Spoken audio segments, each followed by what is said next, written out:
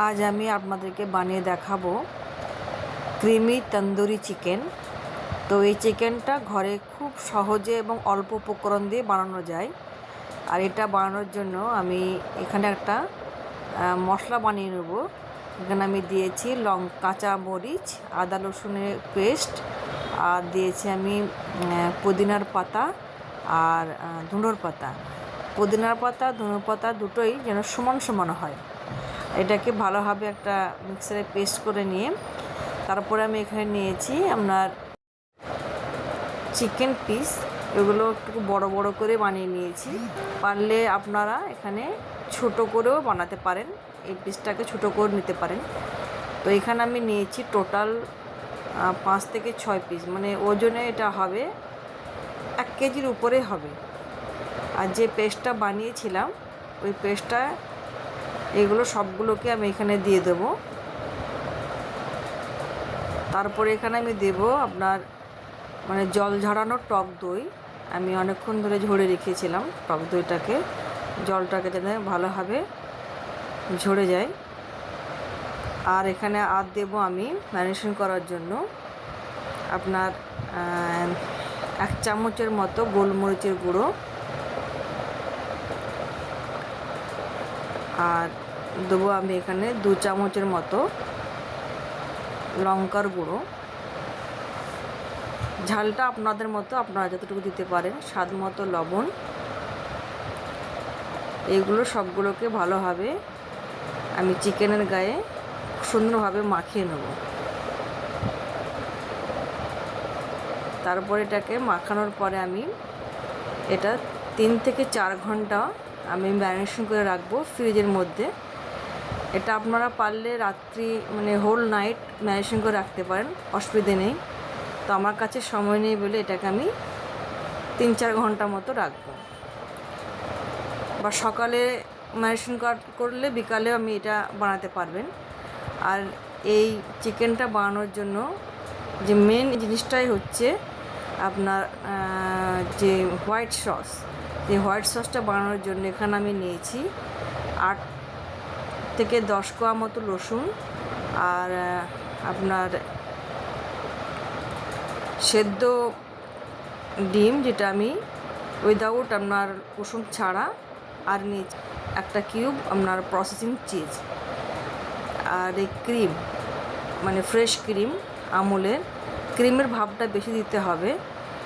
তারপরে এখানে দিয়েছি আপনি স্বাদ মতো অল্প একটুকু মানে চিনি, লবণ না চিনি দিতে হবে, সরি। আর এখানে আমি এর সঙ্গে আর অ্যাড করব মোটামুটি 2 থেকে 3 চামচের মতো দুধ, থিকনেসটা আনার জন্য। মানে এর থিকনেসটা ঠিক কেমন হবে, যেমন আপনার যে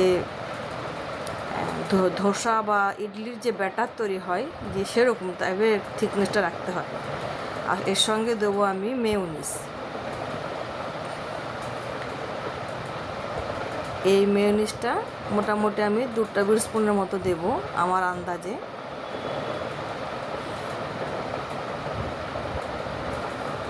এই সবগুলোকে ভালোভাবে আমি মিক্সিতে খুব স্মুথভাবে একটা পেস্ট বানিয়ে নিই। মানে পেস্টটাকে বানালেই তৈরি হয়ে যাবে আপনার সুন্দর একটা হোয়াইট সস, মানে ক্রিমি হোয়াইট সস। আর দেখুন আমি ঠিক এরকম থিকনেসটা রাখতে হবে। কত সুন্দর একটা ঘরে দেখেন আপনার হোয়াইট ক্রিম শেখা হয়ে গেল। আর এরপরে আমি চিকেনের যে ম্যারিনেশনটা করে রেখেছিলাম সেটা বের করে সুন্দরভাবে একটা কড়াইয়ে প্রথমে একটু তেল দিয়েছিলাম, তারপরে আমি এখানে একটু মানে বাটার দিয়েছি। তেলের সঙ্গে যদি আপনি বাটারটা দেন তাহলে বাটারটা কড়াইয়ে লাগবে না। আপনারা চাইলে শুধু সাদা তেল দিয়েও করতে পারেন। তারপরে দেখুন আমি এটাকে আস্তে আস্তে আমি একদম ধিমি আছে মোটামুটি 15 মিনিট ধরে আমি পিঠ ভালোভাবে যখন হয়ে যাবে আবার অন্য একটা পিঠ ভালোভাবে পাল্টে দেবো। ঠিক এভাবে আমাকে এইভাবে চিকেন তন্দুরিটাকে ফ্রাই করে নিতে হবে।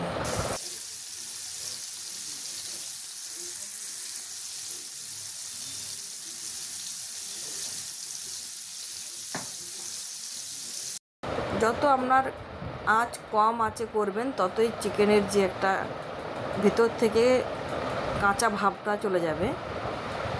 আর যত মানে তাড়াতাড়ি বেশি আঁচ দিয়ে করলে পারে আপনার চিকেনটা কাঁচা কাঁচা থাকবে। তো খুব অল্প আঁচের এই তন্দুরিটাকে ভাজতে হয়।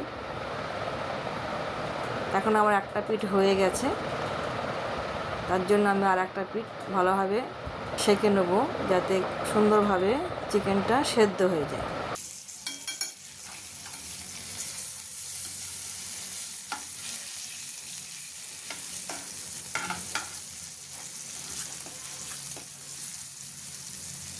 এভাবে আমি 3 পিস করে দুটো কড়াইয়ে আমি এভাবে ফ্রাই করেছি।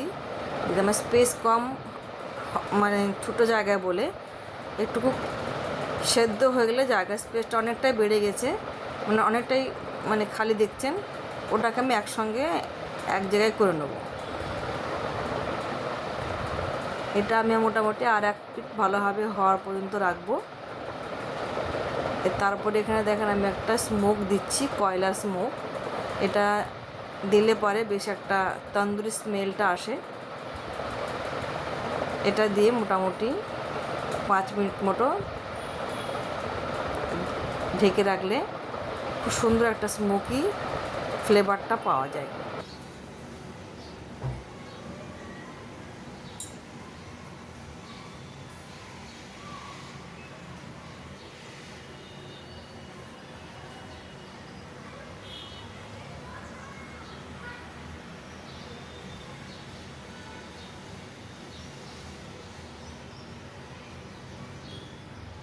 এরপরে দেখুন আমি এই ক্রিমগুলোকে ওর উপরে খুব সুন্দরভাবে দিয়ে দেবো যাতে ভালোভাবে প্রত্যেকটি চিকেনের গায়ে লেগে যায়। আর অন্তত এটা একবার ঘরে বানিয়ে দেখবেন, খুবই ভালো লাগে, একদম রেস্টুরেন্টের মতো খেতে লাগে। অনেকে খেয়েছেন যে।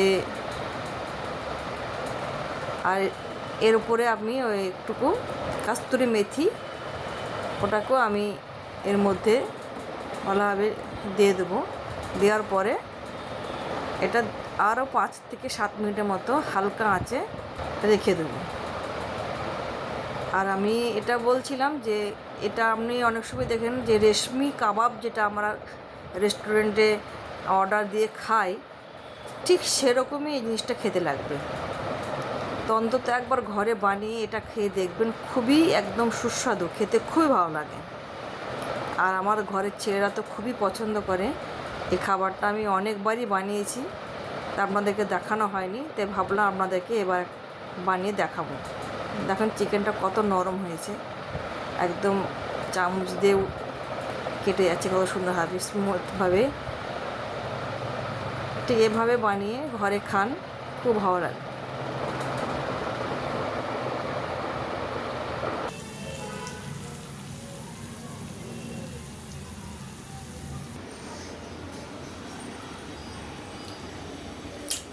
খুব টেস্টি আছে, খাওয়াঙ্গা পুরা ব্রু কব বললাম, এটা খুব টেস্টি আছে।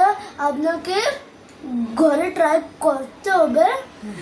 এর টেস্ট রেস্টুরেন্টের টেস্ট আছে, খুব ভালো।